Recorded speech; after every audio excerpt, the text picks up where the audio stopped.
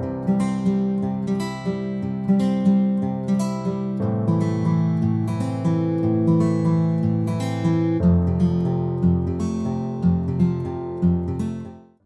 everybody, welcome back to my channel and to the largest video for me to record, my complete collection tour, including all my current work in progress pages and all my completed pages.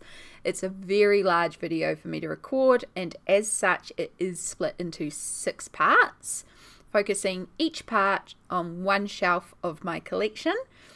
Each video is still a very long video, so I suggest that you grab a cup of tea or a coffee or some water, grab a snack and get comfy because this is going to be a big video. So a little bit about me before we begin. My name is Amy, aka Amy Ward Art, the colorist behind this channel and also a live stream colorist on Twitch and YouTube as well. And I really love colouring. I started really getting into colouring when an autoimmune arthritic flare-up caused me to lose sensation in my hand and not be able to grip a pencil. And I use colouring as a means to help with the damage that this flare-up has caused to my hand, and in the process felt absolutely in love. I love being able to share different processes, different techniques, and create really beautiful, bright, happy, glittery pages about creating that wonderful, happy little bubble to escape to, especially when things get too tough. I'm based in Aotearoa, New Zealand, and I have a lot of colouring books. Yeah, so we've got quite a bit of a collection to go through. So today's part is Shelf 1. Shelf 1 contains my Kerby Rosanes, my Johanna Basford, and a couple of other books that fit into the shelf. They are all square type books primarily. I tend to put more detailed nature related books in here, but it's also a bit of a case of where books fit is where they go. So that is what you're going to see in today's video. So let's begin on shelf 1 with Kerby Rosanes. Kerby is one of my, if not my, favourite illustrator. I adore his work, and he definitely was the one that really made me fall in love with adult colouring. And as such, I do have most of Kerby's books. At the time of recording this, I am missing Kaleidomorphia from my collection. Also any like calendars or postcard books. I haven't been able to source those, and I do have his Reflections one on pre-order that is coming out this year, and when the Dark Fairy Tales that is due to be released in 2025 is available for me to pre-order, I will be pre-ordering that as well. Kerby is a instant pre-order for me. I adore his work and I've done a lot in here. So let's get into Kerby. So the first one I have, I was so happy when I found this. This is Doodle Invasion. This is one of his earlier books. It is very different to his current way of producing books. This one was produced in 2013. So I did purchase this one second hand, so there is some colouring that has already been done on a couple of these pages, but like it's really gorgeous colouring. Like the original owner did some really, I think that's the only one that they've done. Yeah, just that one. So yeah, there's some really beautiful shading in there. So I don't know if I will continue with their one or just leave it and work on my own. I'm yet to work in here myself. For a while there I wasn't sure I was even going to work in it because I just view this one as a collector piece, but because it was second hand and pre-coloured in, I probably will. That is the only reason I managed to get this book, is because I found it second hand locally. Otherwise I've not been able to get it into New Zealand. But very happy to have it to round out my Kerby collection. Alright, let's get into some of the Morphias. So I have Fantomorphia. This one is the American version. I have a mixture of American and UK. It depends on what's available at the time. Fantomorphia I have not currently worked in. I also have Geomorphia, which I don't believe I have worked in either. I have not. And this one is the UK version. You can tell by the U on the front. So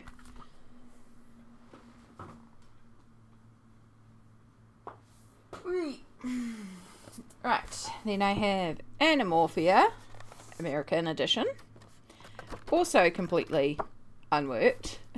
Just said Kerby's one of my favourite illustrators, and I'm just showing you a bunch of unworked books. I promise there's a bunch of it coming up. We also have Imagimorphia. Imagimorphia. Oh wow. That's a good sign when we're already struggling this early into the video with words.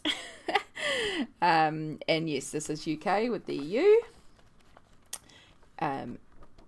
Also unworked. And then I have Kaleidomorphia. Kaleidomorphia is the one that I need to get to round out the collection. This one is also unworked. Right, 2 more Morphias, and then we're into the worlds. Ooh, so we have Wondermorphia, and I have done some pages in here. And yes, I know like Wondermorphia is Geomorphia and Fantomorphia combined. I know that like Kaleidomorphia is a combination of the Morphia books.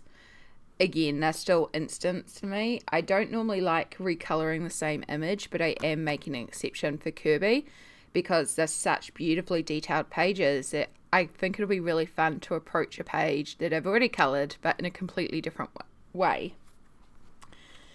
So yeah, we have Wondermorphia. And I've done a couple in here. So I've done this Crystal Castle spread. This was so much work.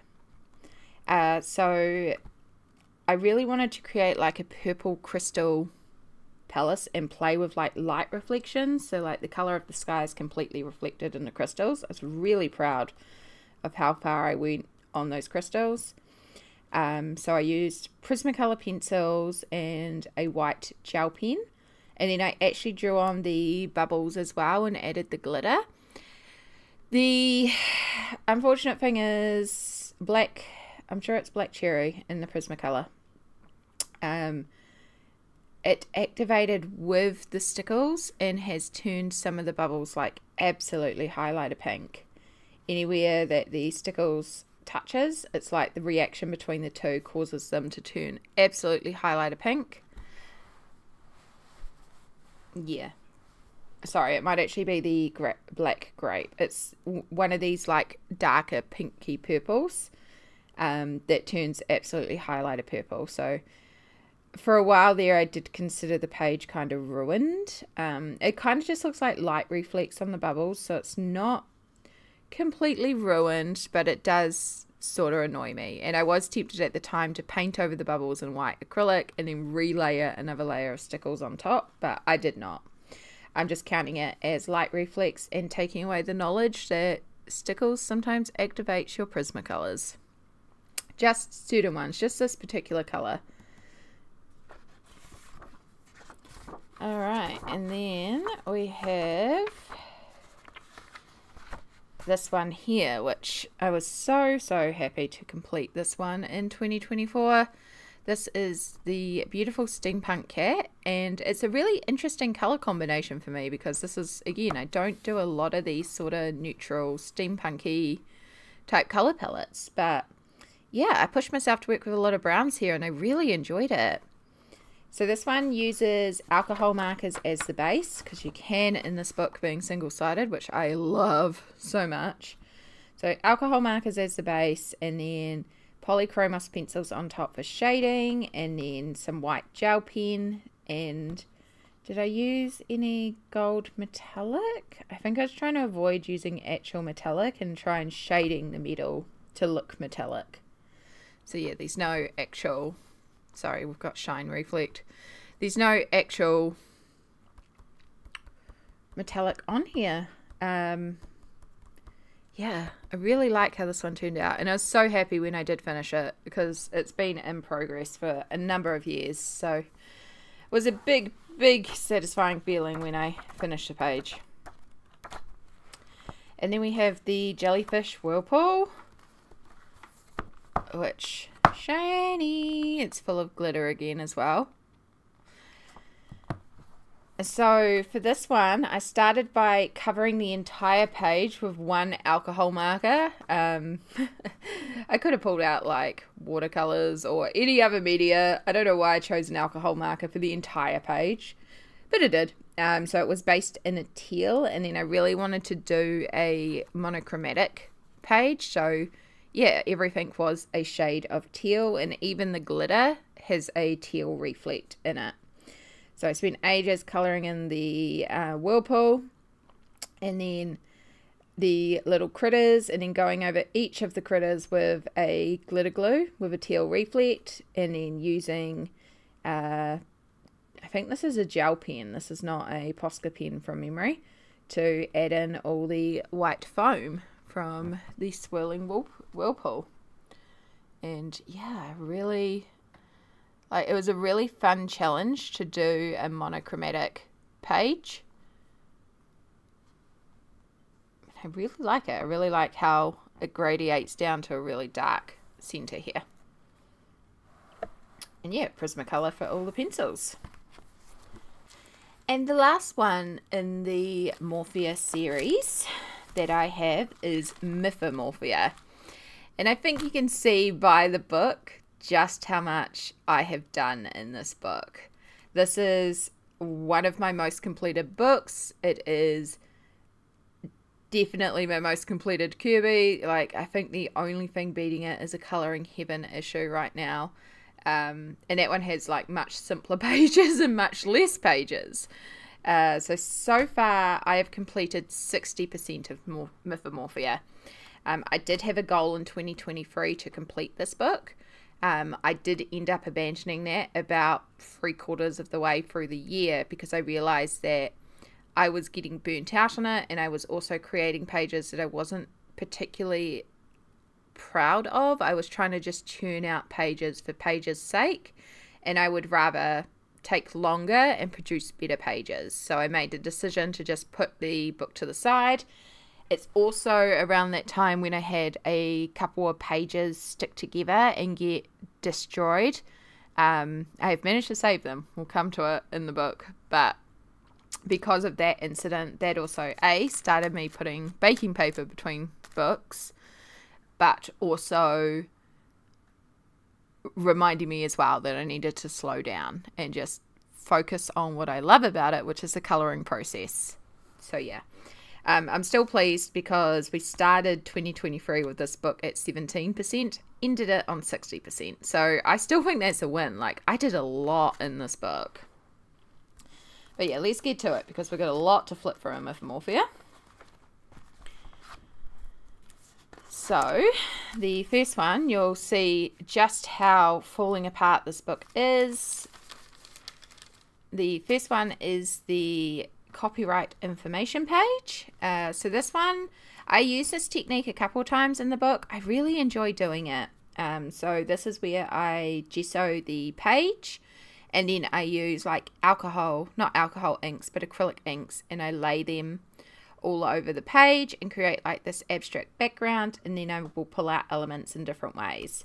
So in this one, after I'd laid down the acrylic ink in this sort of vintagey color scheme, I then used some darker black to shade in some of the leaves. I also pulled out the white and did some highlights as well, so some would appear more forward. Very simple shading. And then I have this sort of shimmery reflective paint. I can't even tell you the brand. It was just a random pot that I picked up on clearance, and it's like, I'll just try it on here. And I just coloured in all the bugs with it. So yeah, it was a very simple page, but it's really effective, and I really like how it came together. Right. We have the Hydra. So this one was done in March as a part of my live stream that I did on Twitch for raising funds for mental health, which was really, really fun. I did a massive 12-hour live stream. Originally, I'd set my goal at $200, and I was like not confident that I was going to raise that much. We smashed it. Yeah, we absolutely smashed it. It was, it ended up being $1,122.33 that we raised in the end. So grateful to the community. So wonderful to be able to donate that to the Mental Health Foundation. And I went into this 12-hour live stream thinking I would get so much done, and I did not. Like, my chat kept breaking me. I kept falling apart. It was an incredible stream. But yeah, after the stream, like, I did do a bit in this, but then after the stream, we also came back and finished off the spread over the next couple of days. So this one uses Gallery water soluble crayons as a base, and then I went over it with polychromos pencils, and I used some Poscas to pull out like some bits on the creatures themselves and some of the like drooling white tongue stuff, and then on the clouds there's a little bit of stickles on the birds, and there's also stickles on the waves. And for this like sea spray itself, it's just white acrylic paint on a very dry firm brush that kind of just stippled everywhere.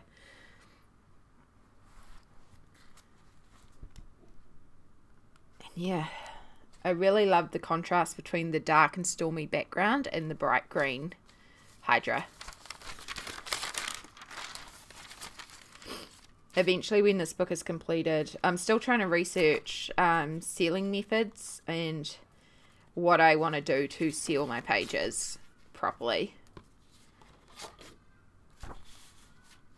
Alright, we have this one here. This is a gorgeous, gorgeous spread. This was me wanting to play around with pastels, which is a colour range I don't normally do. I usually do very bright and bold and colourful, so to do something very soft and pastel was a real challenge for me, but I had a lot of fun with it, and I really love how this one turned out. I do wish I had done the background darker, just so like this sort of bokeh technique I was trying would actually show through clearer, and also the light rays here would show through clearer, but I don't mind it. It's still very pretty. So the background itself is chalk pastels, and then the actual colouring is done in polychromos and Prismacolor. So the stag itself is done in Prismacolor, and then the tree and the flowers and all the other elements are done in polychromos. And I had a lot of fun doing all these colourful light reflections on the white stag as well.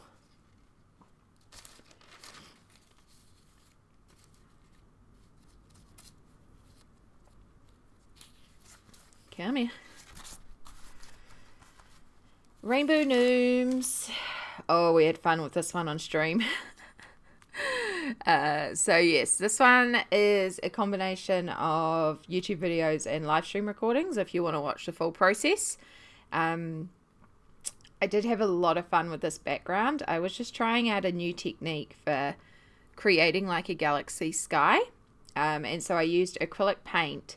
And then I have these Boyle Chubbies paint sticks in metallic. They're designed for 3-year-olds. So literally, like, they're aimed at really, really young kids. But they're really fun to just sort of play around with. And so I just, like, laid down the colour and then used my finger to smush up the colour. And then I took matching Poscas and cleaned up the edge and dragged them up a bit for some contrast, just to give the illusion of, like, a Aurora Borealis. And it's not the most accurate or effective way of doing it, but it was really fun to experiment and try doing that. And then I used a white Posca to add in some stars. And then for the characters themselves, the mushrooms are done in ink tints with stickles, and I don't think it was Posca. I think I pulled out white acrylic paint to do all the highlighting on there because I wanted a more subtle highlight. So white acrylic paint and then stickles. And then I think I also used ink tints to base pretty much everything else, and then just went in with some polys to add some like specific detail shading where it was needed. And then a couple of the gnomes, because I just didn't have enough variety in browns and ink tints to portray their faces in a variety of tones.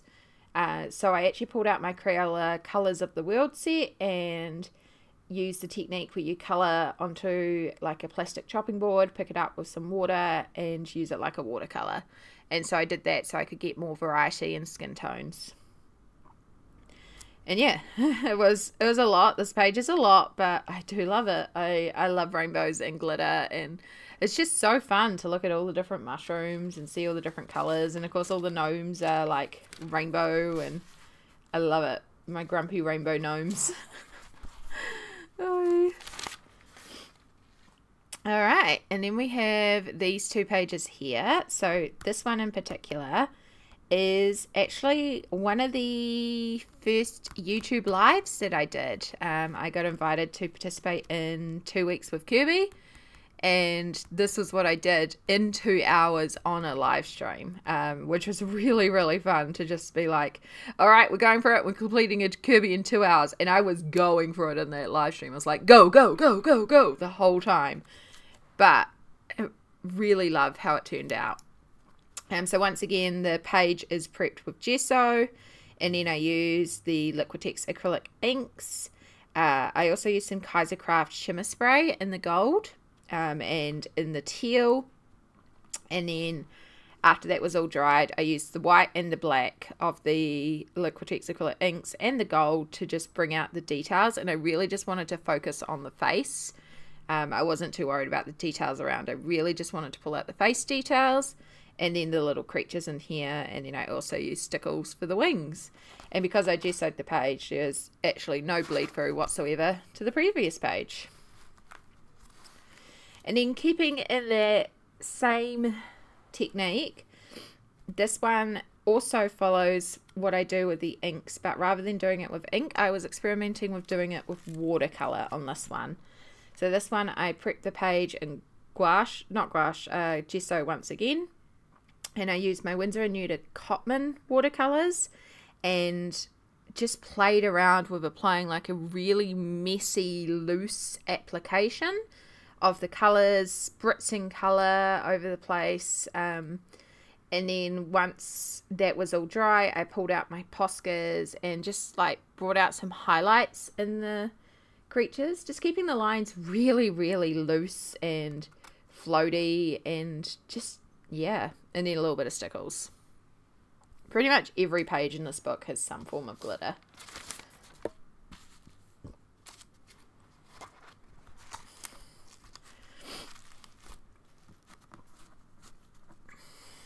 Alright. The winged horses. This is quite an older one in my book. But I still really love it. So the background was done in, I think this one might have been done in my Neo colors. I have like 4 Neo colors, and these are the colors. So it could be done with the Neo colors, Neo color 2s. The clouds were based in ink tints. No, I think these ones were not Neo Color 2, the Gallery water soluble crayons. They've definitely been based, and then I went over them with polys to shade. The winged horse themselves is, the hair is polys, but the body is Prisma. Because I can tell it's white Prisma there. And then of course a little bit of stickles. Say a little bit. That's a little bit more than a little bit. And then a white gel pen also for all the stars as well. Yeah, I still really love this one. I really pushed myself to do these light reflects, so these bunches of yellow and blue reflected in the winged unicorn. That was really the first time I had tried doing that, and I love doing that now. It's one of my favorite things to do. It really like puts the character into the page when you reflect colors.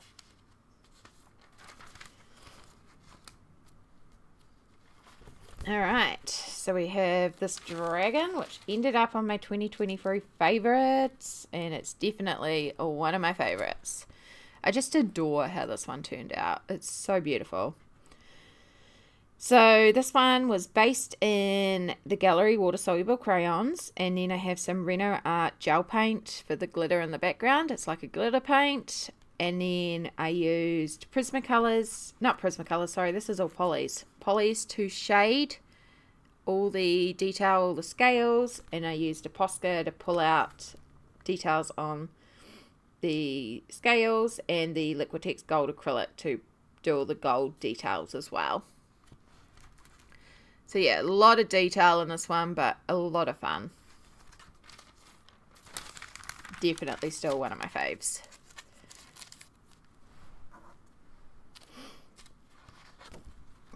We're like barely made a dent into the book yet. Alright, and then we have this little friendly guy here. I think this is still one of my faves as well. Like, this one's gorgeous. So I used, I think, ink tints in the background here. This is actually a YouTube video on like how to add a background to a page, because this forest was not here. I added that one in. And then I used the Gallery water-soluble crayons to base and went over it with Polys, and of course did rainbow mushrooms and a little bit of Posca for like the glowing lights and the highlights and the mushrooms. And then there is a tiny little bit of stickles on a little trans flag snail here, which I love because it's like rainbow and flags, and it's just so cool. I love this one. Had so much fun with the live stream chat with that one. Alright, another water friend. So this one, we use the Gallery water-soluble crayons, Polychromos, Posca, and Stickles as well. This one, it's okay. This was one of those ones that I just did to feel like I was trying to get through a lot of pages. I just churned this one out. I was trialing a bit of a different technique for the ocean. It's okay. Like, it's not my favorite thing in the world. I wish I'd done something more interesting with the sky. There's also some gold Liquitex acrylic ink I just noticed too. Yeah, is it my favorite thing in the world? No. But it is done. I do love the bright pink octopus. Like, this is great. This is great. The Kraken is gorgeous.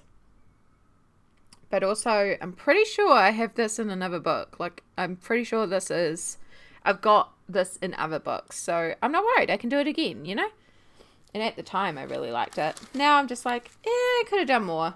But it's okay.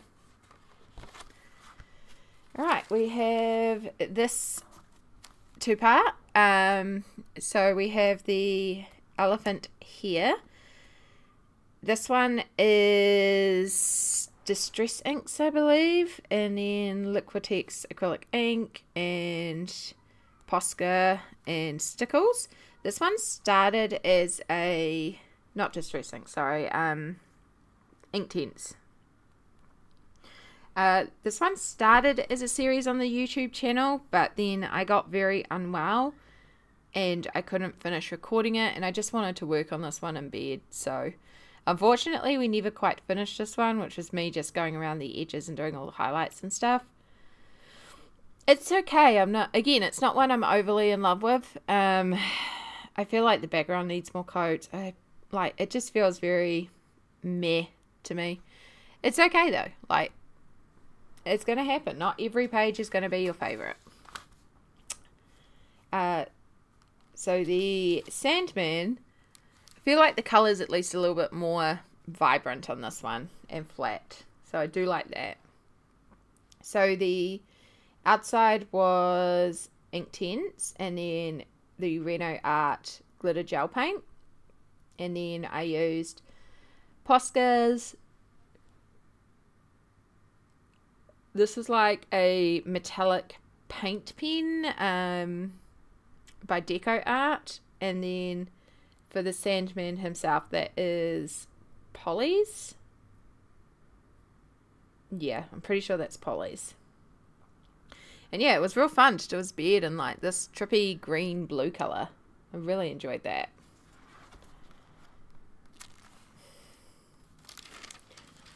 Alright, we have this spread here. So I had a plan going into this one, and how it turned out was not the plan. It didn't quite work out how I envisioned. I also had my yellow Posca die part of the way through.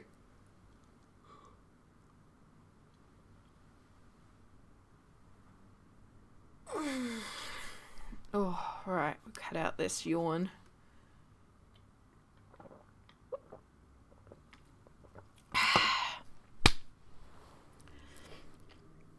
So around here, for example, you can still see quite a bit of the black line peeking through because my pale yellow Posca was absolutely dying at the time. But my envision was like fire and ice, and I wanted to have like lots of cool tones and lots of warm tones and have them kind of meet together. But then I also did this sunset background, which just makes the whole thing look like it's summery and warm instead of like the cooler and the warmer. So now I think I would do like a warm sunset merging into a night sky and have this side really, really cool tones and this side really warm tones. I know this one is in another book, so I'm looking forward to redoing this one with how I actually saw it in my head instead of what actually ended up happening. I do love all the stickles on the flowers, so it's like the flowers are so pretty. But yeah, that will happen. Oh, we better put that back in. Alright, and then we have our first work in progress in this book. So there are a couple of work in progresses in here. I am trying to limit myself now with work in progresses because at the start of 2023 I had 58 work in progresses. So I spent a lot of 2023 also bringing down my work in progress total, which I managed to do. I did bring it down significantly. It is under 20 now. I think it might be 19. I'd have to go check my stats. It's definitely under 20. I'd like to get that down to single figures, but I still feel like that's massive, massive progress. And there's very few work in progresses that I had at the start of 2023 that I'm going into 2024. I think there's like 9 or 8 of them now. So that's a big, big amount removed. But yeah, this one is a 2023 work in progress. So far, all I have done is the rainbow in the background, and that is all Inktense. But I really like it so far because it's a rainbow. So yeah, I just need to start coming back in here and shading around it, adding in some more details, and yeah, I've got an idea for it in terms of how I'm going to approach it. So I just need to get in here and do it. And then we have this gorgeous figure. This is one of my older ones as well. So this background is another one that I added in using my water-soluble crayons. Possibly some Inktense. No, I didn't have Inktense at this stage. I might have used my Albert Drawers. And polys on top to create all the branches and stuff like that. And then the tree itself is all polys. I then also went around these little figures here. I used a white Prisma to like shade around and create a bit of a glow, and then a white gel pen to outline the little fae, and stickles to colour them in so they appear like little glowing fae. Oh my gosh, so much shine reflect. But yeah, I really love how this one turned out. Right. And then this spread here, which for a while was my least liked spread out of anything I'd coloured. I feel like I have worse things now. This is okay. It's coloured beautifully. I do appreciate what I did in terms of colouring it. My issue with it is that the colour scheme is incorrect, and I think it's the yellow. If I hadn't have done the yellow, I think it would have worked. But when it came time to colour these elements, I wasn't sure.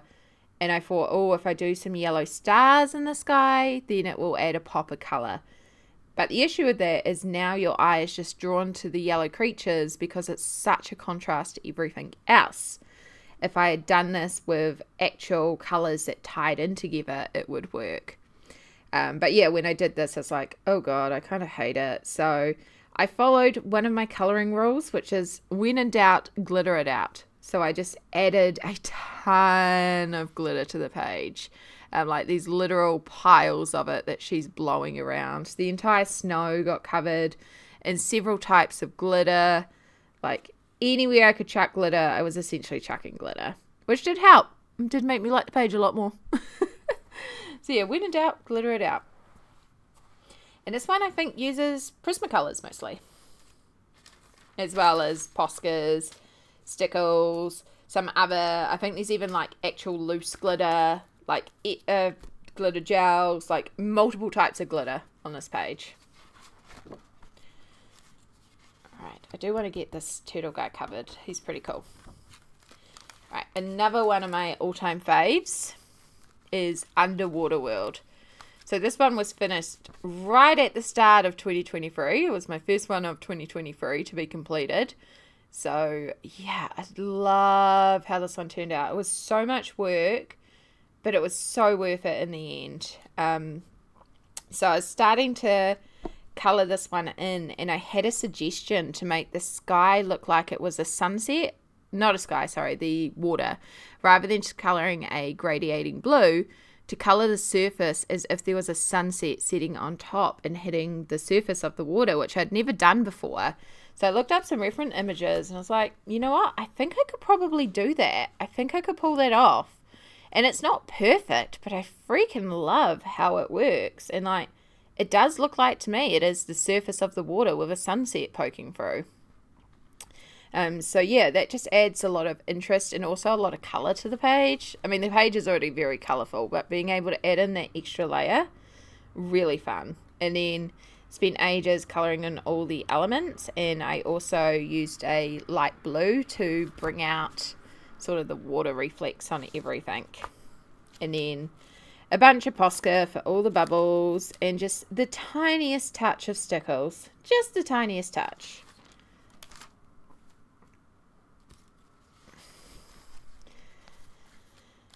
Okie dokie, so we have this one here. So this one is again Prismacolors and stickles. I don't think I even used any Poscas on this one.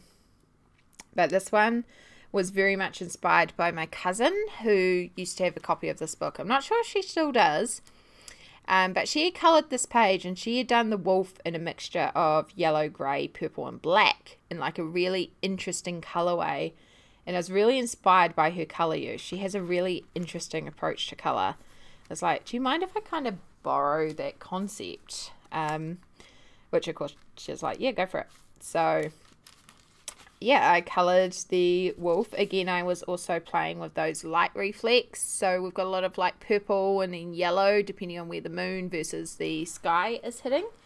And then I wasn't sure about what to do over here, but I knew I wanted to include red in the mouth, and it was going to be the only red on the page. So I pulled the red over to the birds and the little rune hidden object as well, just to sort of tie it all together. And I really feel like it came together quite well.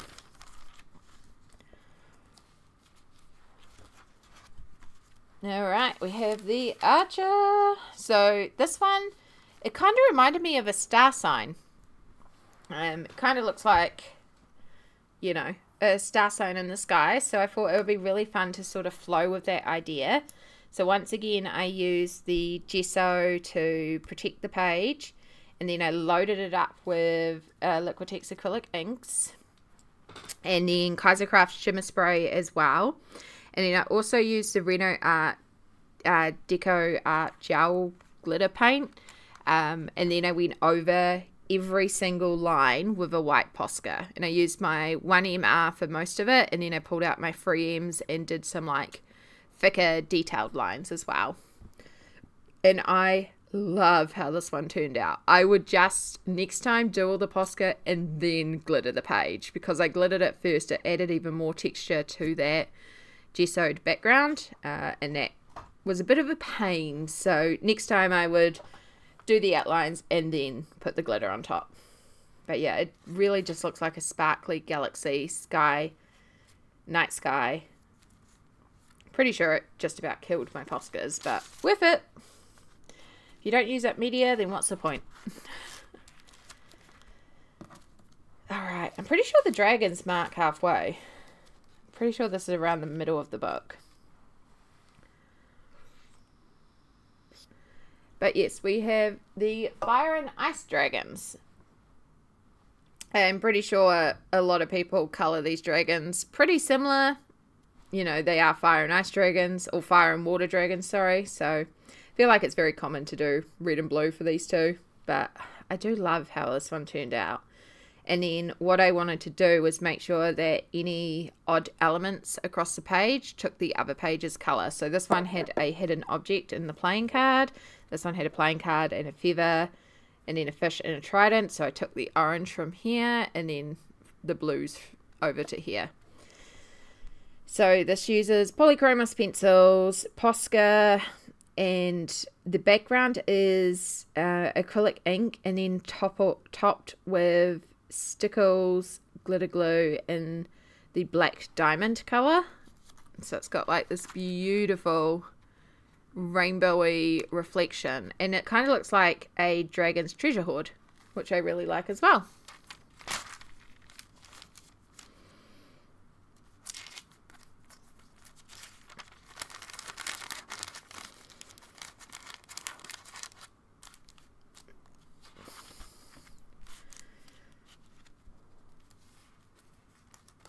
Alright, so the disaster page. This one, oh my gosh, this one has been interesting. The lights are gonna hate this one because it's so shiny. But I started by colouring in the griffin and just using like some sort of cheap Unity pencil, no-name pencil brand thing. And I kind of hated how it was going, so I pulled out my polys to do a little bit more shading on it. Still wasn't overly happy, but it's like, okay, maybe it's just the background. So I painted the background solid black, which helped. And then I was like, oh, we could do it like it's flying through space. You know, it would be quite pretty and cool. I wasn't really sure where I was going with this page at the time, so yeah, I pulled out the Deco Art Enchanted Shimmer top coat that you can apply on top of things to give it like a beautiful iridescent shine. And so I was like, oh, that would be really cool on top of this spread for the galaxy background. Now at the time, I hadn't actually applied it to many things, and I wasn't sure how to apply it properly. And so I ended up piling it on, which instead of being like a clear glaze, it actually like peeled and went bright white in certain areas as all the mica got piled up together. And I was like, oh God, I hate this. I hate how this looks. Plus it had like a really funky texture. It was really awful. And I was going away, so I was like, screw it. I'm just going to put this on the shelf. We'll deal with it when I come back. I'm taking a break from Mythomorphia. So this is when I did say that, you know, I was taking a break from Mythomorphia. So closed it up, put it on the shelf, and left it for a couple of months, and then came back to the book and was like, okay, let's look at this. And I went to open this page, and it was stuck together. And it was so stuck together. Now, luckily, because my Mythomorphia is falling apart, I could, because they were, you know, stuck together, I had a gap in here from where the griffin was coloured. So I could shove my hand in here and use this to very carefully peel apart the two pages. And I did my absolute best trying to peel them apart, but they did rip. They did lift and tear the paper, and sections got stuck on either side of it. I was so upset. I was like, oh my God, have I just ruined this book? Have I just completely ruined a book that I've worked so hard on to make so much progress in? So yeah, that's when I started cutting out squares to protect other pages, because it's like, we ain't having this happen again. And I was just like, we're going to keep taking a break from Mythomorphia. I'm going to work on other things. I will figure this one out later. So it sat on the shelf for a couple of months until December. And then I was flicking through some stuff, and I actually have it on my desk still because I was using it for something else recently. I found this old, really beautiful vellum in my like art journaling stuff, and I was like, hang on, that would be really cool over the background of this. I was like, maybe I can use some of my art journaling stuff and just turn it into a bit of a like page. And so that's what started the inspiration for this page. So yeah, that's when I pulled out. Okay, we're gonna have to sort that one out later. Just dropped the box and it's falling out everywhere now. Yeah, so that's when I pulled out the vellum, stuck that all down, and then I used Mod Podge to help seal it all down. And I pulled out a bunch of die cuts and cut out shapes and like some vellum elements like these gold leaves and these gold ferns and stuff like that. And so I stuck all that down, and then I used a bunch of gouache and I brushed it on and then kind of smudged it out around the outside, and Kaisercraft shimmer spray. So I just ended up chucking a bunch of media at the page, but I love how this turned out. Like, did I see this when I first started? No, but I really love how it turned out, and especially with considering what I saved it from. So yeah, really love how this spread turned out. And it's very good to have saved the page and not feel like I need to chuck out the book. Plus, it backed up to another one of my favorite pages, which is the Minotaur here. So this one was done to represent the trans flag. And when I was showing this one off as a potential page to work on, a couple of my lovely community members and my friends all said, is there any way you could make it trans? Because it could be a trans Minotaur, aka trans Minotaur. And I was like, how's yes, we can do that. So one of the things that I did after colouring the Minotaur was I used my Posca to indicate surgery scars, and I really wanted to play with the neon lighting. So of course we did the pink on one side and blue on the other, because pink, white and blue is the trans flag. And then for the little rose in the center here, I kept this white, but the stickles that I used on it is Twinkle, which has a pink and blue reflect. So it just ended up working out perfectly, and I really love how it turned out. I love that I could dedicate it to some amazing people in my life, and you know, just it's beautiful.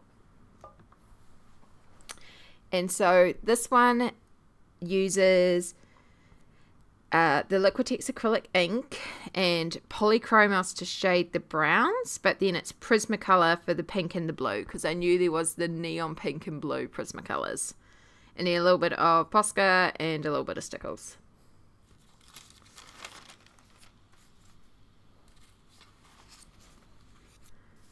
Alright. And then we have Medusa. No, I think this is Gorgon is the actual title. This is one of my older ones, but I really still like it a lot.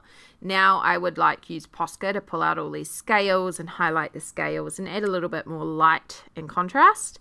But, you know, we learn these things along the way, and I love this. I especially love the colour blend.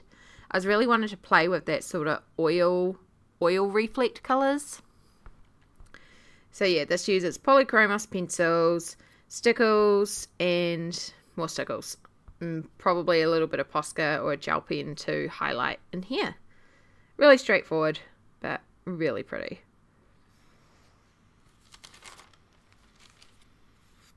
And then we have this satyr. which this was a lot of fun to do. I really wanted to do a Sator where the only light source on the page was the little fey friend, so a Sator in darkness, and I do really like how it turned out. Now, if I was to do this properly, technically all these leaves should be darker around the edges, and there should be a gradation on the leaves, so it's not quite 100% accurate, but it's pretty good. Unfortunately, we're getting a bunch of light reflect, and I do apologize. Oh, I know why, because I moved the light for the art journaling page. That might help a little bit. So yeah, this one is ink in the background, and then polys for the actual colouring. I use the Liquitex in rich bronze to do all the markings on the Sator, and then I pulled out the white Prisma for all the glows, white Prismacolor, and Posca to do all the sharp highlights, and of course a bit of stickles. Right, and then I think we have a run of uncoloured pages. Like, there's actually a few here that I haven't coloured. So like the biggest uncoloured section of the book.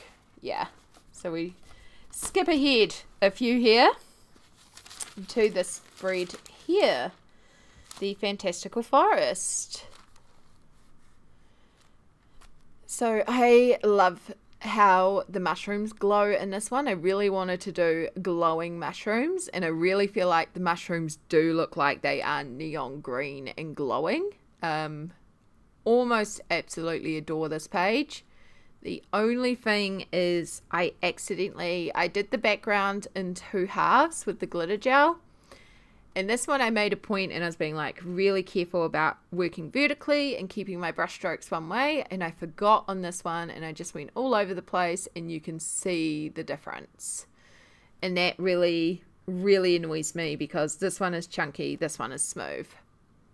So I should have done all the glitter application at the same time, but I did it in 2 halves, and as a result we now have an irregular glitter pattern, which is the only thing I notice on the page, which is a shame because I love the page otherwise.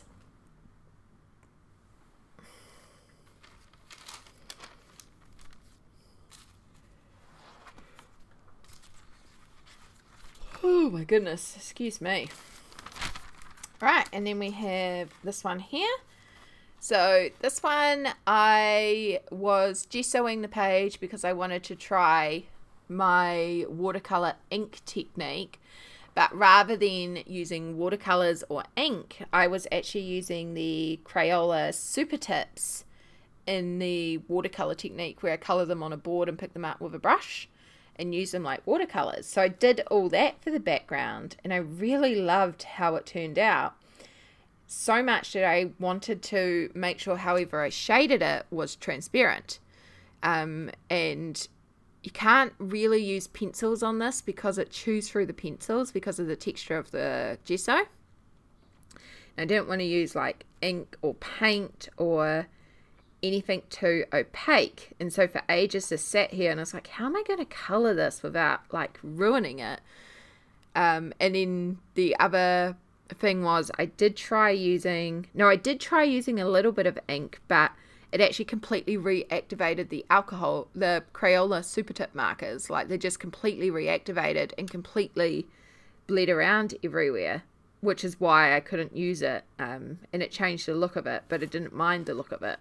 I'm remembering now. And so yeah, for ages I sat untouched, and then I was like, hang on, why don't I shade directly with the Crayola Super Tips? Why don't I just use a bit of stippling and shadows and some lines and just color directly on the page with the felt tips? And so that's what I did. And I did pull out a Posca just to add some highlights and some bubbles. But yeah, it's so cool. I really love how this one turned out. I really love the fact that she really looks like she's underwater because of all this like patterning, and the entire thing is Crayola Super Tips and a Posca. Like, Crayola Super Tips are pretty awesome. You don't have to have the fanciest things in the world. You can do a lot with those markers. I use them a lot. Right, and then we have another work in progress. So this one here looks like a mess at the moment, but you have to trust the process.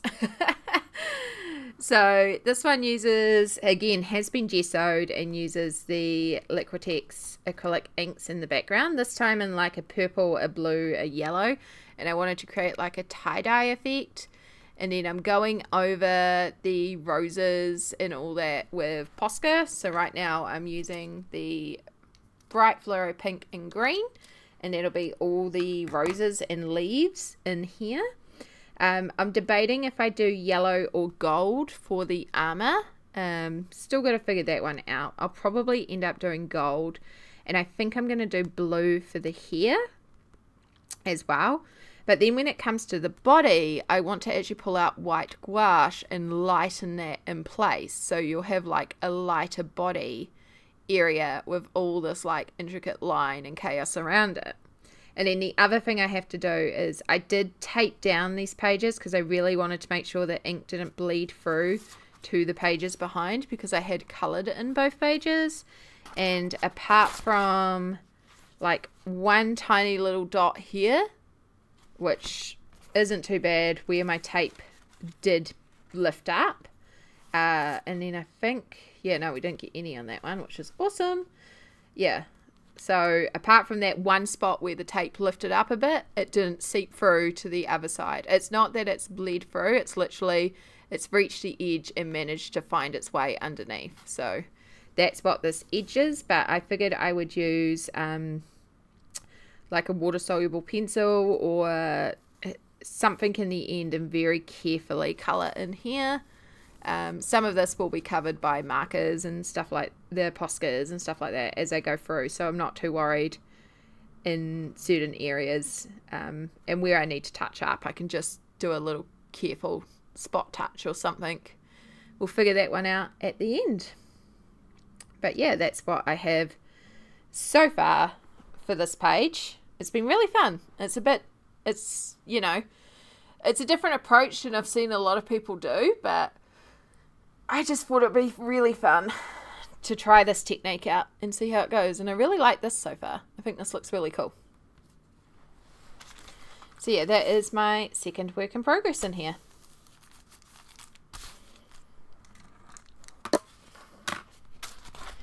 Right, and what you got a sneak peek before is the, I think this is the Baku, is what this one is. Yeah, so I did all these like sea monster creatures pretty much in the month of March. I was like I just kept on wanting to do ocean creatures. And so I coloured a ton of them, but then I was approaching the water sea spray different each time and seeing what I liked about the technique. So I like the control that this technique had, because this is all done in Posca, but I felt like the glitters were prettier, and I think my favourite in the end was like the dry brush dippling. It felt foamy. So, but I did like the control that this one gave me. So this uses the Gallery water-soluble crayons in the background. Again, I wish I had done more with the sky here, but it's what it is. I really wanted to do a red sky and a glowing moon. I thought that would be really fun. And then polychromos pencils for our creature, and Poscas, and of course stickles. Yeah, it's a really common combo for me. You'll see it a lot. Base media, pencils for shading, Posca for highlights, stickles for glitter. Alright, then we have this friend here. This one's okay. Kind of hate the glitter application in the background again. I applied it too thickly. You can see all the strokes. It looks kind of chunky, but is what it is. Yeah, I had plans to make like him glow and a couple of different things, but this is right around the burnout time, and it was more just complete a page. So colored it all in. It's like, yeah, good enough. Yeah, do I love it? No. It's a good color scheme. I like the concept. I just wasn't in love with it when I completed it. And it happens. Just like this guy here. The Cyclops. Again, I do love how I colored the Cyclops. Like, I love the shading on him. But the background, like I didn't want to bother with the background, so I just used the black acrylic, which unfortunately made his shading too light.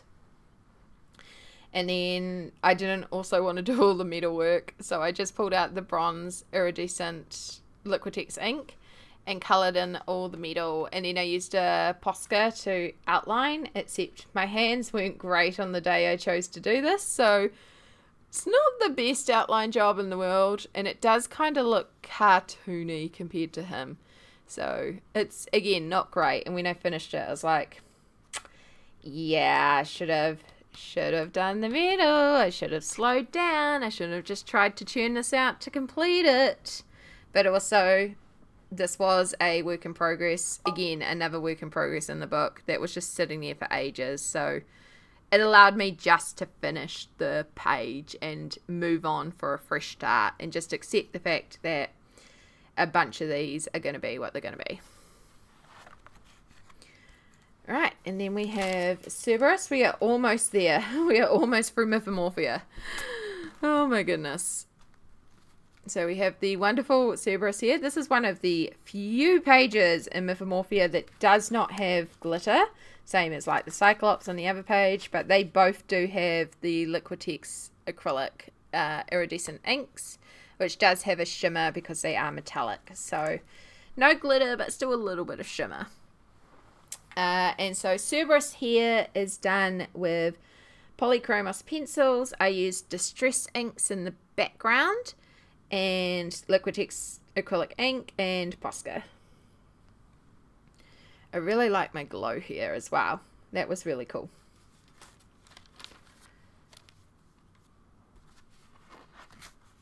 And then we have the Merms.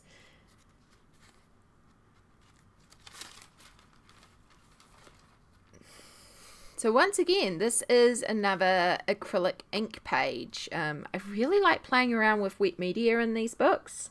And again, as long as you gesso the page, it can kind of be the protection that you need. So this one, again, it did bleed for a little bit on the edge, but it's like right in the center, which is fine. And it did bleed over a little bit to that side, but that was more because it, like, again, reached the edge and went underneath. So as long as I can find a way to sort of seal these pages so when I do the inks they don't bleed underneath, we'll be good. But yes, the page is prepped in gesso, and then it is the Liquitex acrylic inks and Kaisercraft shimmer sprays all over the background. And then the shading itself done on these Merms is actually Liquitex acrylic ink. I used it and blended out and shaded with it, and so fun, and made me kind of fall in love with wet media, and just really a blast. And I love how these guys turned out. I kind of want to use this approach for there's a couple more like animal Merms towards the start of this book that I haven't tackled yet, so I think I want to do a similar approach on them, because I really love how this one turned out. And then the final spread in the book is our Rainbow Dragon. So this one, I had a plan going in, and then I had an accident with the glitter. So the dragon itself is based actually in Crayola Super Tips, and all the creatures on this side are all based in Crayola Super Tips. Anything on this side is actually done with alcohol marker because I don't consider this a page to colour. So I didn't care if it bled through.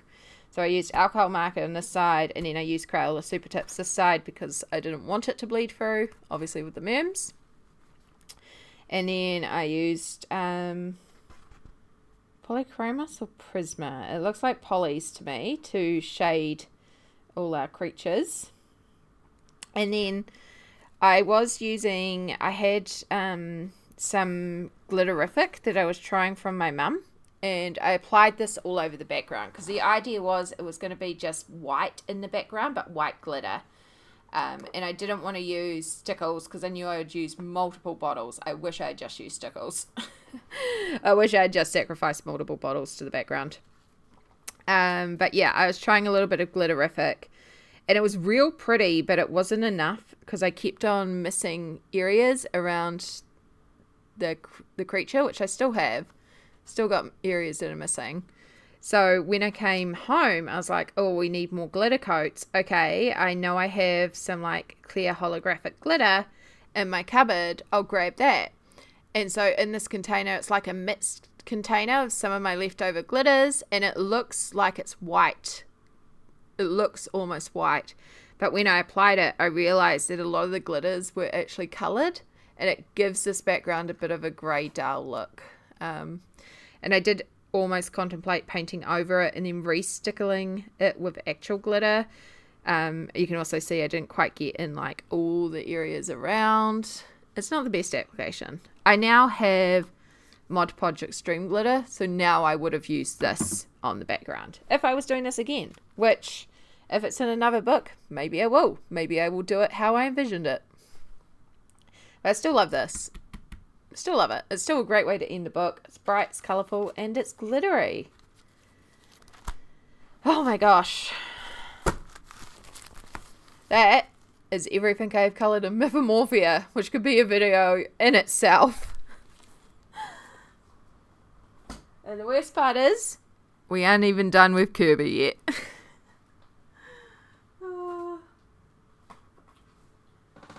So we have a few more Kerby books to go through. So first up is Fragile World. I promise the rest of these books aren't coloured as much. We haven't got as much to go through in the rest of these books. So in Fragile World, I've done this title page. I really love this turtle. I don't often colour the title page unless it's like different to other pages in the book. A lot of the time they're just like repeats of pages. So I'm like, meh, I'm not as fussed on colouring them. But I really like this turtle on its own. So yeah, I was like, I'm going to colour that one. And then I have done the polar bear page. I still really love this page. This is all done in Prismacolors, gel pen, and is that Stickles or did I use loose glitter? No, I think it's Stickles. And yeah, these were seals originally, but I wanted to block them out as solid because I like the tale of sailors seeing mermaids, but they're potentially actually just seals that they saw in the distance. I really like that. So it's like, are these mermaids or are they seals? I think it's fun. But yeah, I really love how this one turned out. And then I have one other spread in here, which is the parrots. So this one uses Distress inks in the background, and then it uses some Tombow brush markers, and I've got like a little curated set a friend sent me. They are tropical, the tropical set I think it is, and I did not properly research how to use these pens. I just kind of went for it. I was throwing on tons of water to try and blend them. I was not really using them how they should be used in a colouring book because I got a ton of bleed through because I was saturating the page with water and they were just bleeding right through. Yeah, definitely user error. So for a while this sat uncoloured, and then eventually I came back to it and I used Prismacolors to colour over everything so that the shading would be better blended and highlight out some of the colours. And then I added another coat of Stickles just to help blend the background. Not Stickles, Distress ink to blend the background, because that was also one of my first applications of Distress ink and it really wasn't great. So we added more to the background. And then I used my Kaisercraft shimmer sprays just to add all these splotches everywhere, which I just thought was a fun little touch to the page. So yeah, I really love how this turned out, but we do have a challenge in terms of these. Now I'm not too worried about this one because the yellow can just be a part of the trees, and I'm pretty sure I can cover these up, do like a red sunset and just work some red pink highlights into the rhino. And then this one, Again, where the yellow is, maybe there's just some yellow reflex in the water. There's some red coral. Like, I can find ways to work around this. I'm not too worried about that. But yeah, that's everything I've coloured in Fragile Worlds. Then we have Mythic World. And I have not coloured in here yet. I do need to make a point of colouring in here, because it's a really neat book. And I love seeing people's work in here. But yeah, I just have not coloured in here yet.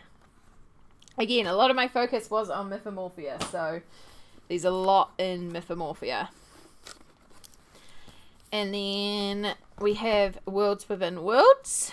So there are a couple in here, including some work in progress. So one of the work in progresses is this one here, and this has been a really long time work in progress. This also was in my 2023 complete collection tour.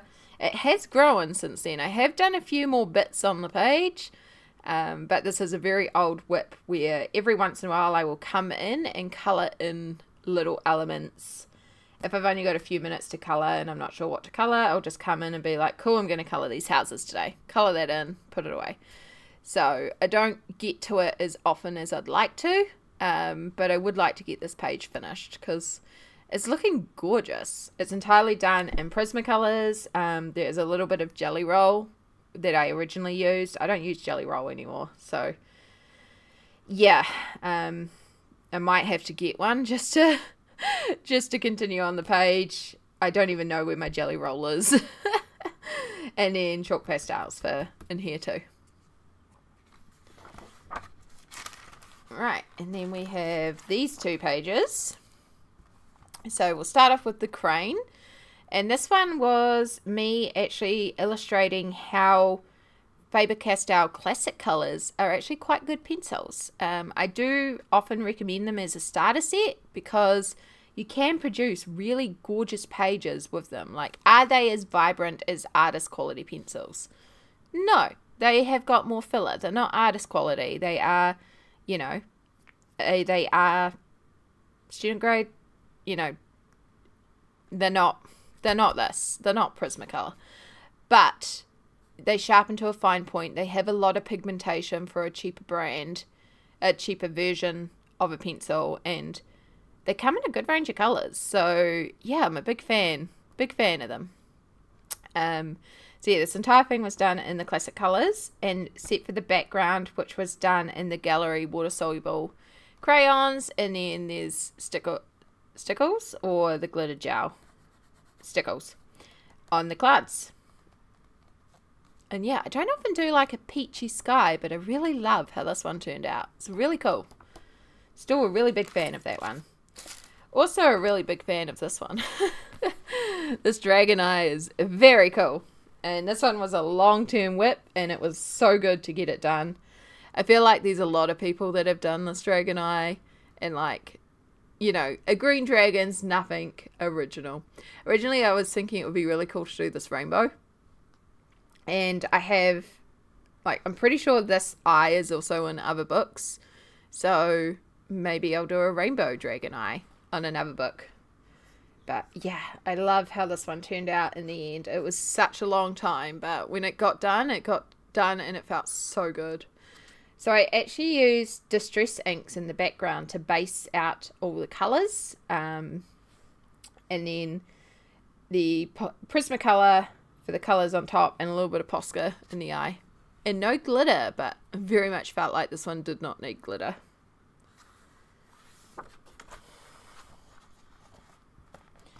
And then there are another work in progress in here.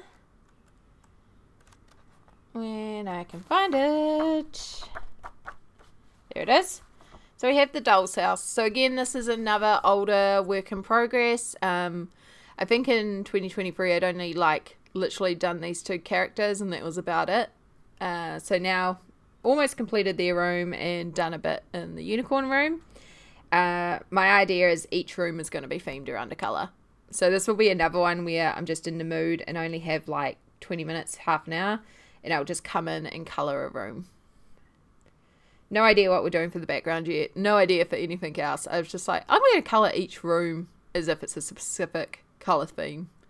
and just work with that. So I also do need to come in and like match the room walls to the door as well. But yeah, that is everything I've coloured in Worlds Within Worlds, including my 2 WIPS in these books. Right, so I have 4 more books. Before we get into Alien Worlds, I'll just quickly flip through these ones because I haven't worked in these ones and I'm running out of room to put everything.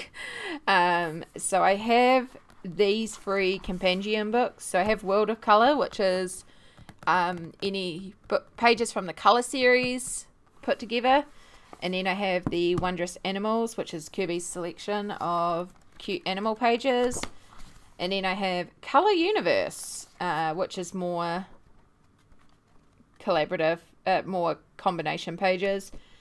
I have not coloured in any of these. Makes it easy. And then I can get those away, and then that leaves my desk free for Alien Worlds, which I love Mythomorphia. Don't get me wrong, I love Mythomorphia. I also love Worlds Within Worlds, but Alien Worlds has won a big place in my heart. I do also really love this book, and I've also done a little bit in here as well. So my approach with Alien Worlds is, because each of the book is split up into sections and these different planets that are visited by the explorer. So my idea is each planet has its own colour scheme. And so I'm doing each planet surrounding the colour. So for example, the floating world is yellow, the water realm is teal, the crystal kingdom is pinky purple. So that's kind of my approach to it. So we'll start with the floating kingdom, because I have actually completely coloured in the entire floating kingdom. I had this book on me when I got hospitalised for a week after a fall. So I ended up doing a lot in here because this was one of the 2 books I had on me. I had my polys and I was like, cool. So I just went in and, like, for example, I based all the sky. I did all the yellow in one big hit over multiple pages. It was so much. So I do like I think this used like a dark peach to begin with in the first shade. So I'd do all the shading on here, then I'd flip to the next one, do all the shading, and then flip back and then add in like the light peach. Flip to the next one, light peach, next one, light one. Back to here, and then pull out the dark yellow, flip, dark yellow, dark yellow, then flip back here and do the light yellow. So yeah, it was a lot, but it kept me entertained and it kept me focused in hospital as well. And then when I got out of hospital, I did things like add glitter and the Posca if I didn't have a Posca. I didn't have a Posca because I did the Posca at home, because I was also on bed rest for a week afterwards too. So yeah, this all uses polys and Posca and then a little bit of glitter. So yeah, this is our explorer arriving to the planet stage. And then we've got the explorer exploring the planet.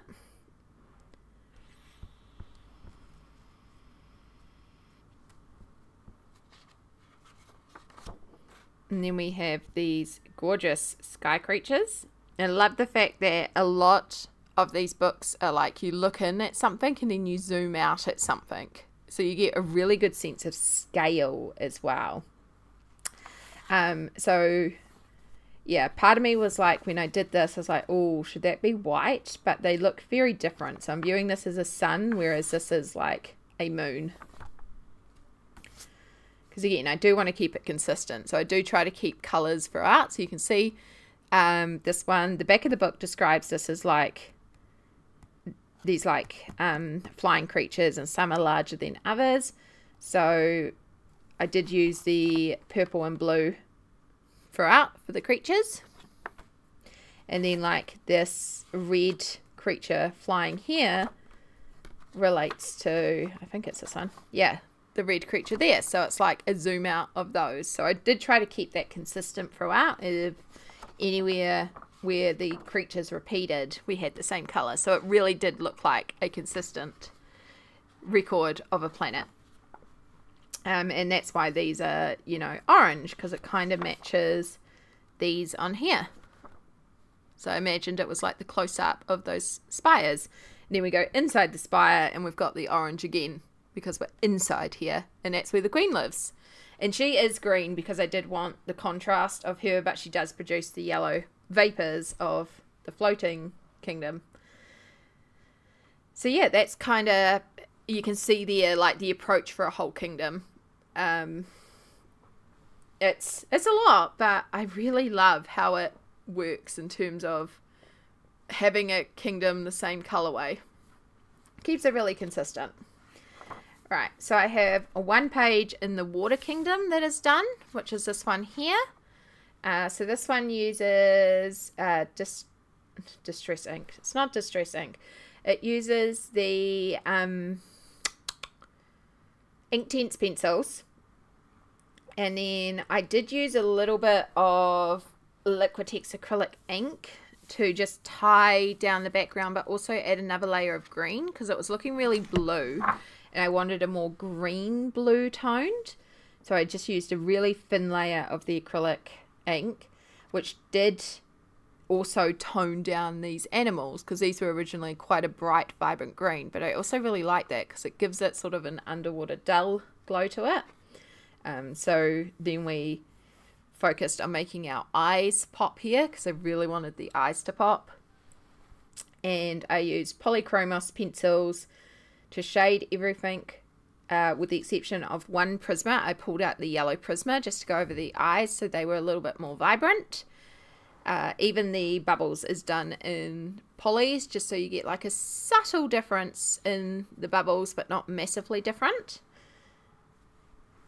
And yeah, one of the cool things about this page was the tentacles reminded me, they kind of looked like they were strands twisted together, like it was made of plant matter. And then in the back of the book, Kerby gives like descriptions about the pages, and he mentions that these tentacles each are sentient. And so in my brain, what happens with these creatures is they start off as like a little floaty friend, and then they'll come across another floaty friend, and they're like, hey, let's buddy up. And so they together, and then they twist all their little bits together, and then these become like new friends, and they find more friends and they join together, and then eventually that like cluster of 8 or so will then meet another cluster of 8, and they're like, hey, let's do it again. And so that 8, which is already like twisted, will then retwist again, and that becomes the next tentacle, and they just keep growing like that. That's how I feel like these guys exist. And then maybe every once in a while one of them gets sick and just like bunches off, and that starts the cycle again or something. I don't know, but in my brain that's kind of where these creatures are. But yeah, so we've got this really beautiful green teal color that I will be using for the water. So down here I want to do it like really dark because it's on the bottom of the ocean versus up here where it's light, so I want to do a lot more of the like lighter teal tones. I did spend ages debating if I was going to do blue for the water kingdom. I didn't want to do blue, but I felt like if it wasn't some shade of blue, it just wouldn't read as water, and I would be too annoyed with it. But I do love with Alien Worlds, you can go for any colour. You really can. Right, and then the other one I have is the Crystal Kingdom. So I do have this eternal work in progress page that, per my rule, I now have to finish before I can work in this book again, and I love this book, so I'm going to have to get off my butt and carry on with these crystals. It takes so long. At least over here they get a bit bigger, so it should be a bit easier. But yeah, I've done a few over here, but we've still got a lot more crystals to go, and then like the background needs another coat, and there's still a lot of details to finish this one off, but we're getting there.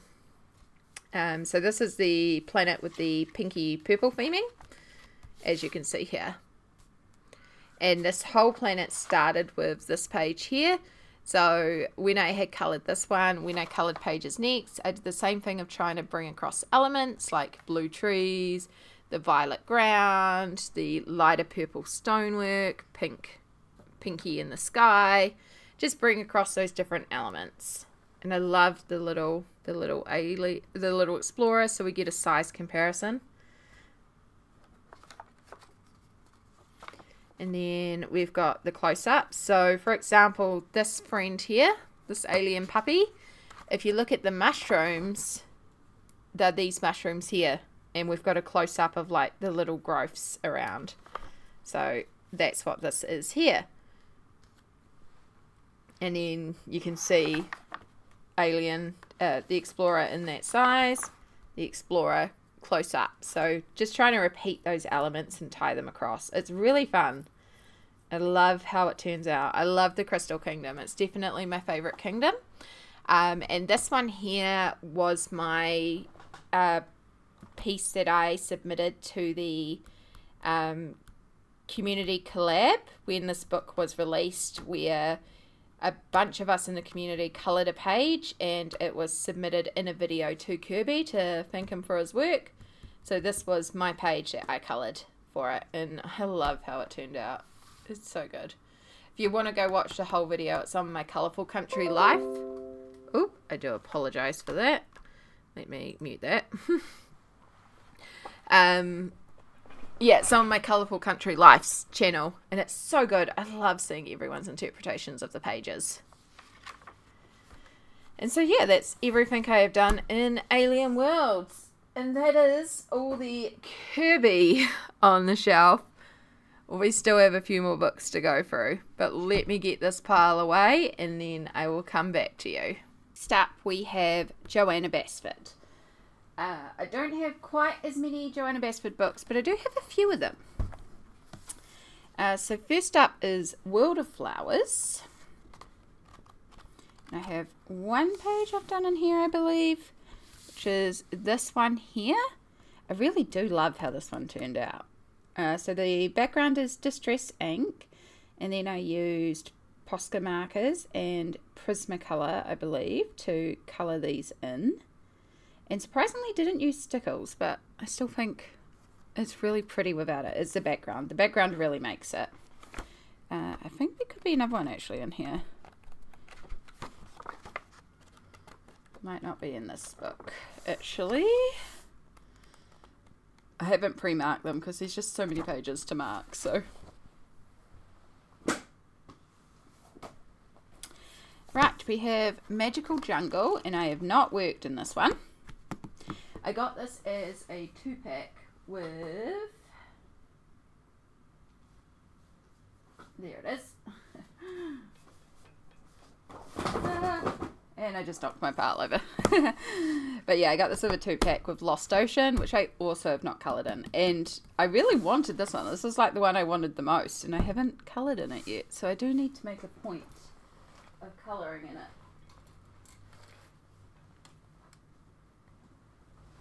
Oh my goodness. Okay, let's move you down there. I just managed to knock over my pile then, so.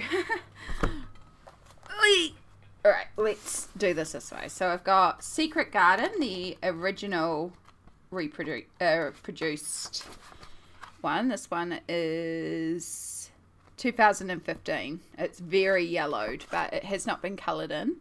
This is not my first Secret Garden. I did get a Secret Garden in like 2015 when the craze really took off. And I just never coloured. I did colour in it, but I wasn't like proud of my colouring, so I chucked it away. And I regret that. I wish I'd held on to those ones. Let's move you over there. And then we have Worlds of Wonder. So I think I've done a couple in here.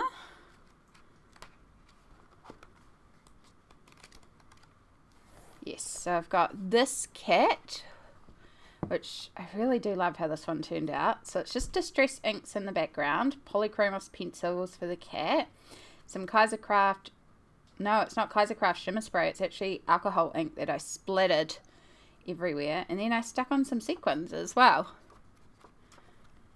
Really fun. I do love how much space is around these, so you can like play with background elements. Right, this one does have a work in progress, and this is very much inspired by the Chris Chen colour along video. I feel like a lot of us were very inspired by Chris Chen's colouring, so yeah, I've done this little bit of this spread. This is a very old work in progress that every once in a while I'll pull out and do a little bit more, but yeah, I just need to sit down and work on it a bunch. And I do want to also carry on the colours to this side and have it continue right through. And I think I'm even going to take a marker pen and see if I can join these lines up and then join like the brown here as well or something. See if I can make it so it's actually an accurate 2-page spread, because it's very close. So it's not going to be too hard to join up, but I do want to make it connect. So I have this spread here, which my niece actually helped me colour in, which I think is super, super cute. She does help me occasionally in my books. She likes Auntie's books. She doesn't like the kids' books. She likes Auntie's books. And then we have this one here. This has been coloured with Crayola Classic Coloured colour pencils. And then I used Distress Inks and a stencil in the background and Kaisercraft shimmer spray to add just a little bit of sparkle. And a touch of Posca on the wings of the flying fish.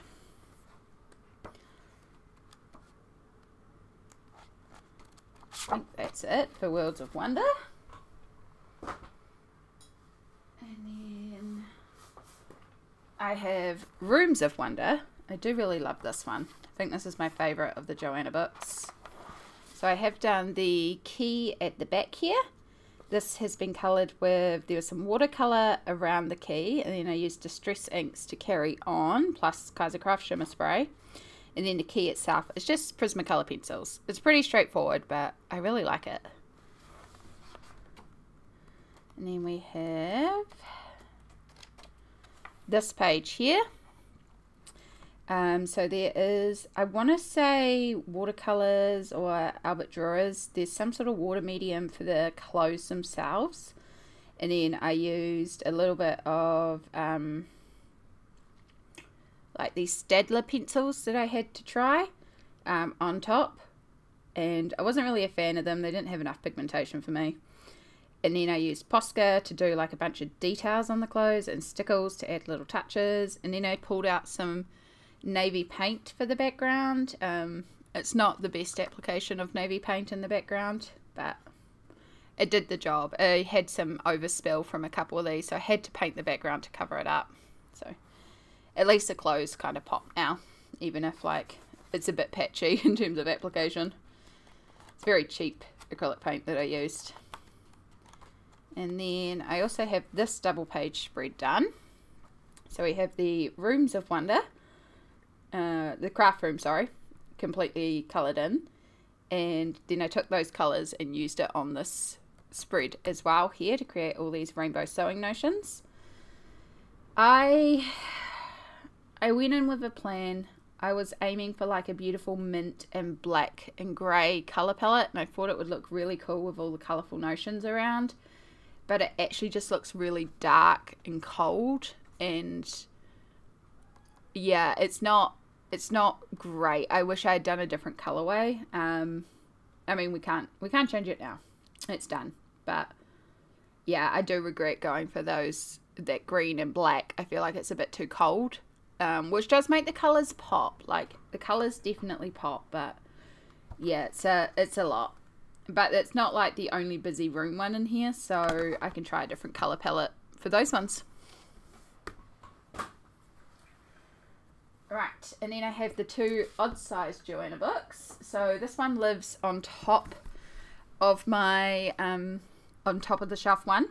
And this is the Johanna Basford Secret Garden Artist Edition. So I brought this second hand, and I was like, ooh, you know, that's a good deal.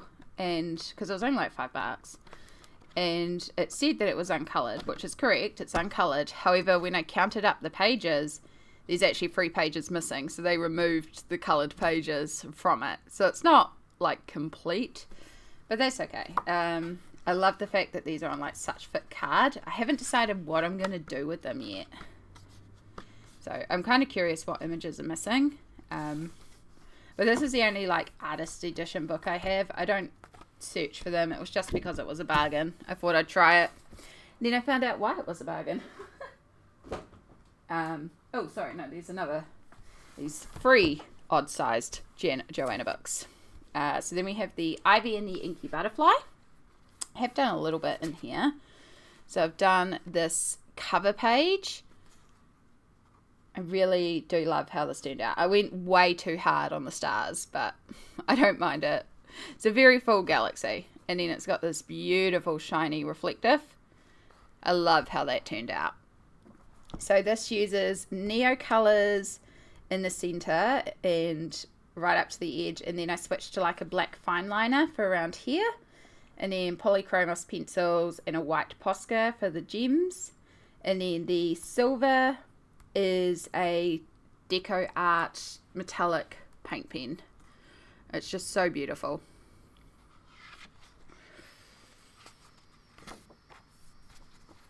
And then we have completed these two. This one's nothing special. It's literally a felt tip and a glitter marker. Just me sitting here and wanting to just quickly colour something. So yeah, I did that one. And then I've also done this one. So I used some chalk pastel around the page and polychromos to colour the actual elements, and the Deco Art paint pens again for this beautiful metallic rose gold. Alright, so I have this work in progress. So yes, this one still got to work on. This is an older WIP again that I need to finish off. So still a little bit to go. And I would like to take those colours over here too. So I need to make a point of writing the colours down. When I first started this, I did not write the colours down, and I'm not 100% sure.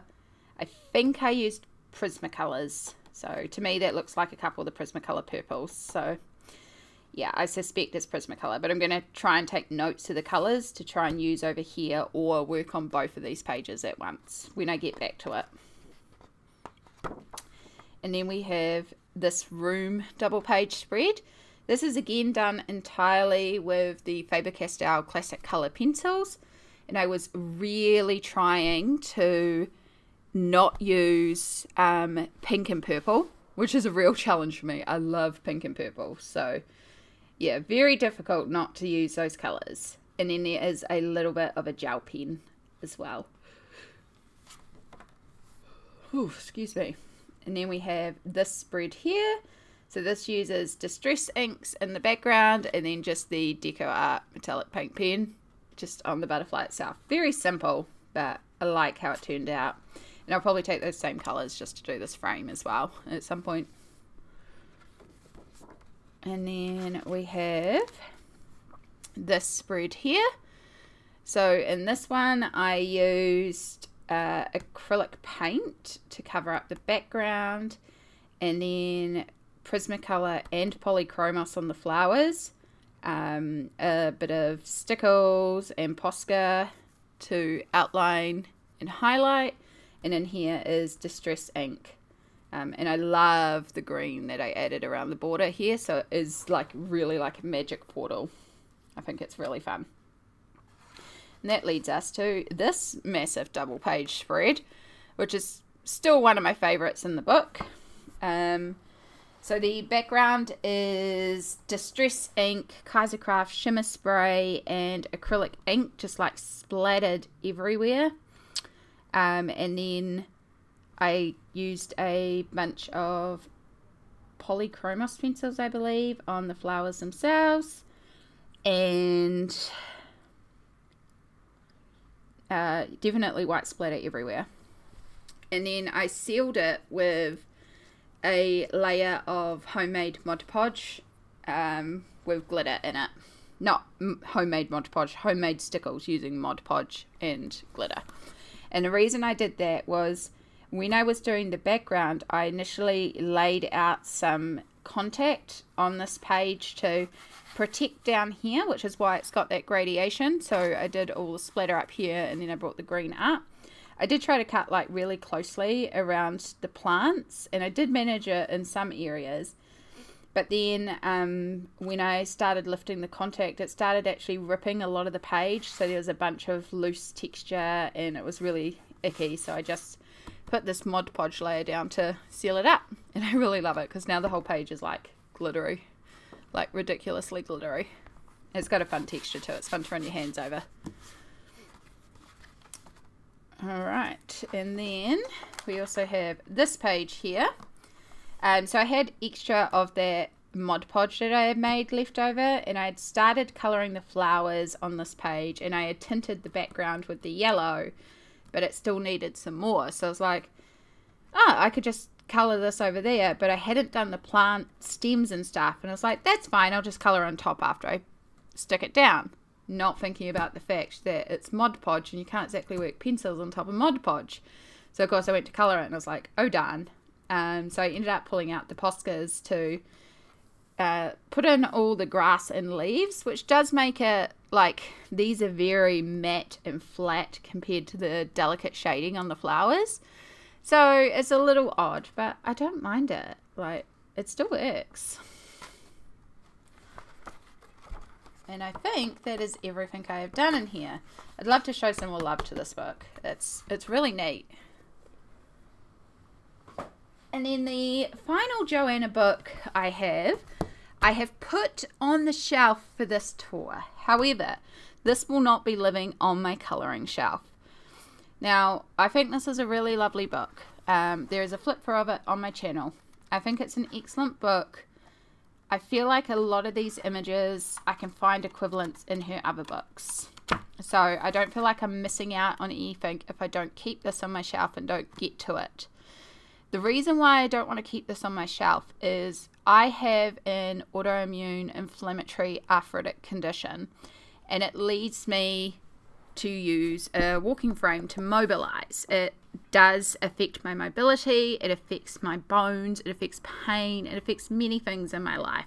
And it's the reason I started colouring, because a fall damaged my hands with the combination of the arthritic disease that left me unable to hold a pencil. So I used colouring to retrain my hands so that I could hold pencils and draw and sketch again.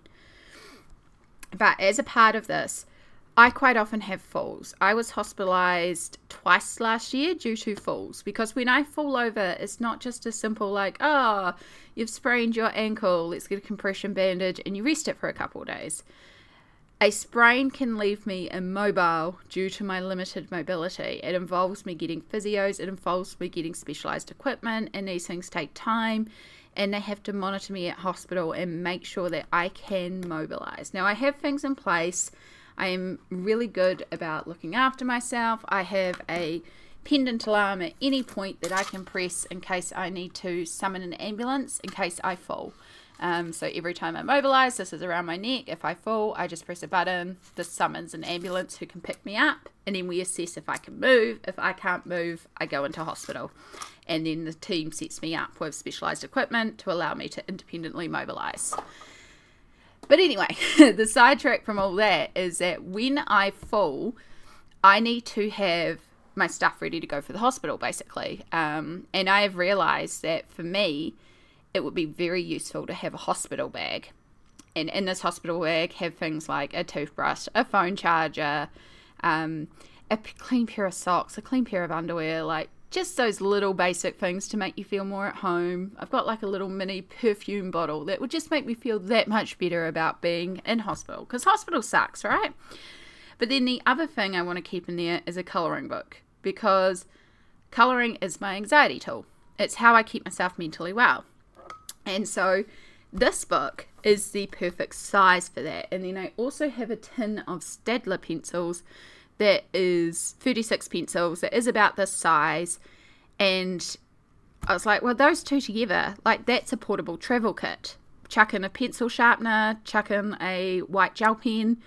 I mean, the white gel pen's not essential. I can always do that later. But chuck in a white gel pen, a glitter gel pen, and a pencil sharpener, and maybe an eraser, and like that's the entire kit. That's everything I need. A pencil and a pen, maybe, you know, like a small mini little kit would sort me for the hospital, and this could live in a bag. So that is my plan. I am still gathering a couple of bits. I need to grab another phone charger. I already have like a USB converter thing. Just chuck a little phone charger in there. I have like a couple of bits of documentation and stuff I want to keep in there, and then I will be moving this book plus the Staedtler pencils and setting up a little kit and keeping it in this bag. So yeah, if you see future tours of my bookshelf and this book is not on my shelf, it is because it is in a hospital bag, and that's the reason. And so while I want to work in more books in 2024, this book may not be my first priority, because this may be a, like, if I work in it, I've been in hospital book.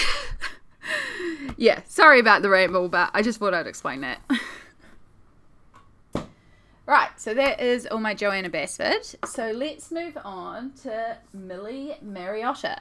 And let's start with another small one. I did also think about moving this to the hospital bag too, because I thought this could be quite good. But yeah, this is not a colouring book per se. This is a postcard set. And this lives on the shelf at the moment. I thought this was a really neat set to experiment with different media, because it is, you know, loose. I can try different things, and then once they're done, if I really like them, I can also legit post them out, which I thought was really cool. So yeah, I'm yet to colour in this. In fact, I'm yet to colour in any Millie Mariotta, so I do have to try tackling her this year. And then the two Millie Mariotta books I own are Island Escape and Woodland Wild. The reasons I have these ones, I found them locally and I found them on special. They're the ones I found and they were on special. I would like to get her ocean book. I feel like if I got her ocean book, that would be the one I would be tempted to start in. And then once I start in a book, I would feel more confident about tackling her line work, because it is a very unique style, and I don't know if I would go for colouring it just like solid sections like the cover, but I do kind of vibe with it in a way. Could be a really fun break to do with some gel pens or something, and just sit there and colour in sections. Oh look, there's fishies there. But then I've seen people who have taken these images and then used them to create some really beautiful, realistic looking animals. And I'm kind of tempted to try that too. So yeah, I just haven't decided. There's no reason why I can't do both though. Like, yeah, I just need to pull out some pens and try colouring away in one of these, I think. And then the final collection on the shelf. We have 4 more books on shelf 1. Are my Mythographics. So Mythographic is a new series I really got into in 2024. I coloured my first Mythographic book in Imagine, and I started going, I need more of these books. So I brought a few more. I have one more on pre-order as well that is due out at the start of 2024. And I will probably slowly add more to my collection as I find them available to me and on sale. But yes, so I have, let me put it this way. So I have Magical Earth and Menagerie. These are 2 of my latest additions to the collection, so I have not worked in them yet. I do have a plan in January to work in Magical Earth, hopefully. But yeah, neither of these books have been worked in yet, but they are relatively new, so no surprises. And then the other 2 that I have worked in is Imagine and Deep Blue. So let's do Deep Blue first, because there's just one in here. And that is Poseidon. I had a lot of fun with this one. This one was actually a Patreon page, and has a like a real-time video on my Patreon page of me colouring this and explaining like different lighting, so using the blue and the yellow and creating different lighting sources and stuff like that. So I had a lot of fun playing with different lights in this. It is primarily Inktense, and I did pull out some polys to do some specific detailed shading, and then there is a bit of Posca as well to highlight certain areas. But I love how this one turned out, and I'm so excited to do more in here. Like, it's all ocean themed, which we know I love my ocean themes. But there's some really gorgeous pages in here. So, oh, and acrylic paint for the border as well. And then the last one is Imagine. I did not say who the artists are. So I've got 2 that are Joseph Kattenbang, which is Magical Earth and Imagine, and then Menagerie and Deep Blue, Fabiano Attanasio. So yeah, sorry about that. So I have this completed page in here, which is in my 2023 favorites. I still have to go around and add the border. I love putting like a solid black border around these pages. I feel like it just really makes them pop to have that solid color. So I do plan on doing that at some stage, just bordering around it. But yeah, this is a mixture of Inktense pencils, Polychromos pencils, Posca, and Stickles. Yeah, the usual combo.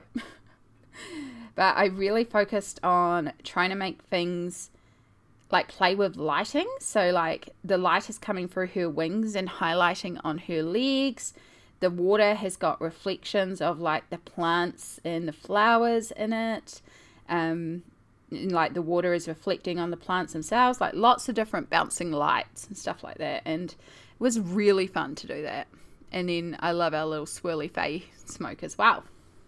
I even used multiple Poscas.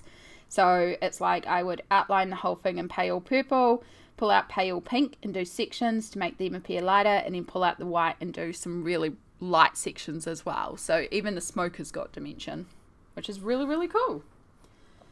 And then the other page I have in here is this work in progress that I need to tackle.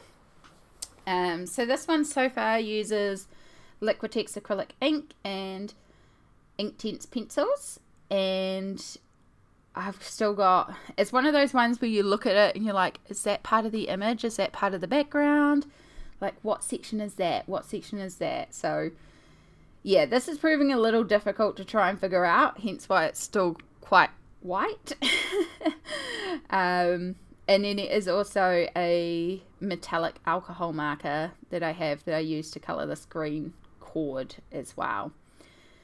But there's still a little bit to go on it. I do plan on colouring this like shiny metal, but I just haven't tackled it yet. It's quite scary.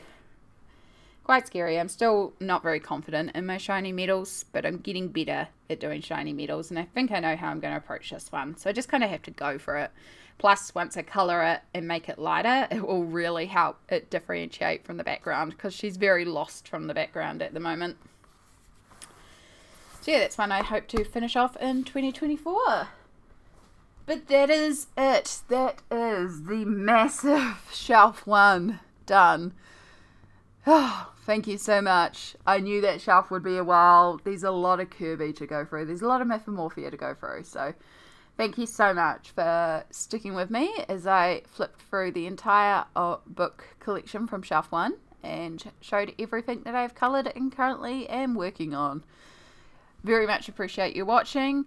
Please down below, do me a favor, make sure that you comment and like this video, and if you're not already, hit that subscribe button.